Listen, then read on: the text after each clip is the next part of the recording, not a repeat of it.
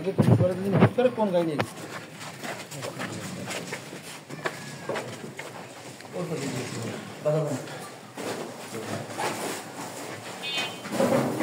সারদা সুন্দরীর প্রিন্সিপালে তুমি যখন আঘাত করো কোন গাড়িটা নিয়ে গেছিলা? হ্যাঁ, এই গাড়িটা কার গাড়িটা? গাড়ির প্রকৃত মালিককে? রেজিস্ট্রেশন নাই? হ্যাঁ, রেজিস্ট্রেশন খুলে রাখছো? তোমার জানা আছে অপরাধ করার সময় রেজিস্ট্রেশন খুলে রাখা লাগে। গাড়িতে কয়জন ছিল? নির্দেশদাতাকে তোমাদের ওনার কাছে মারতে হবে, হিট করতে হবে নির্দেশদাতাকে। নির্দেশদাতা লুজুইল ভাই না রনি রনি রহিম সাহেবের ছেলে রনি। হ্যাঁ, রহিম সাহেবের ছেলে রনি। রনি। কত টাকা বিনিময় পারলেন আপনি? 1500 টাকা। 1500 টাকা। আপনার অর্ডার ইয়ে ছিল কি? আপনার কথা ছিল কি? আপনারা কি জানে মেরে ফেলবেন নাকি? না, তাহলে একটা বাড়ি দিতে হবে। কয়জন ছিল বাবা? 3 জন ছিল। সামনে মিডিলে পিছনে এই তিনটে বছর মোটরসাইকেল কি একটাই ছিল না আরো আছে? একটাই। চালাচ্ছিল কে ভাইটা? জুয়েল ভাই। জুয়েল কে?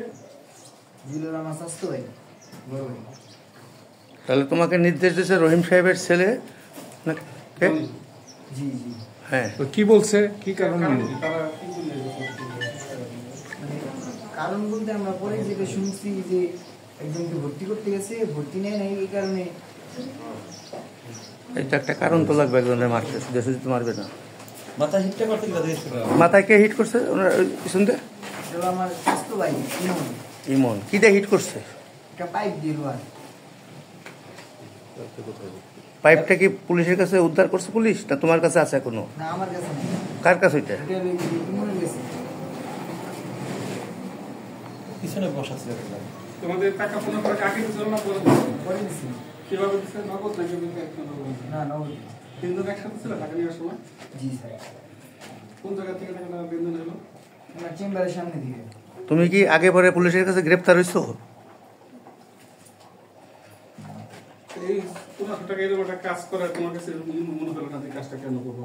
আমরা জানতাম না যে সেই প্রিন্সিপাল সাথে শুনবো সাধারণ মানুষ হলে কি তুমি আরো বেশি করে মারতা? না।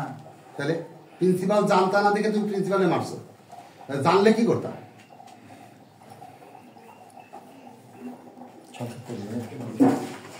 গাড়িটা তো ওর সিজ হবে, আবার এই তল্লাশি হবে, বাসা তল্লাশি হবে, পাইপটা উদ্ধার করার জন্য একটু তৎপর হইতে হবে।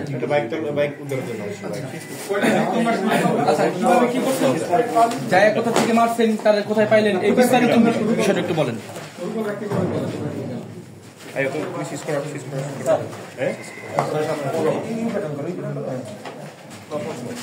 আচ্ছা দূরে থেকে ছবি নিয়ে, হ্যাঁ কথা বলে নিয়ে স্যার একটু এদিকে। আমরা প্রথমে ওনার বাসার সামনে এক হই, রোড নিয়ে ওইখানে এক হই 3 জন। ওই জায়গা থেকে জুয়েল ভাই আমাদের বলে যে এই জায়গা যাইতে হবে, একটা কাজ আছে করতে হবে। তো ওই জায়গা থেকে যাই আমরা 3 জন একসাথে সাহায্য সমিতি কলেজের সামনে। ওইখান থেকে আমরা ঘোরাফেরা করি, করার পর ওনারে পাই, আমার একটা বাড়ি দিয়ে আমরা গাড়ি টাইনে চলে আসি। আইসে গাড়ির বাকি সামান মাল সামান ফেলে দিলাম। তুমি তো ওই সময় ধরে থাকবে মনে হয়? জি স্যার। তুমি আমি কি করো? আমি এমনি আমার আব্বুর সাথে দোকান করতাম, এখন আবার কোথায় চলো না?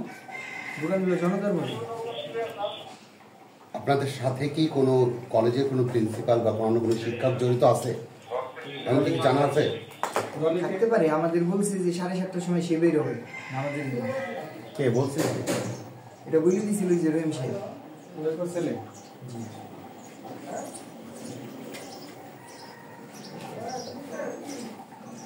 এই গাড়ি কি তোমার? এই সেই গাড়ি? গাড়ির অন্য পার্সোনালি কোথায়?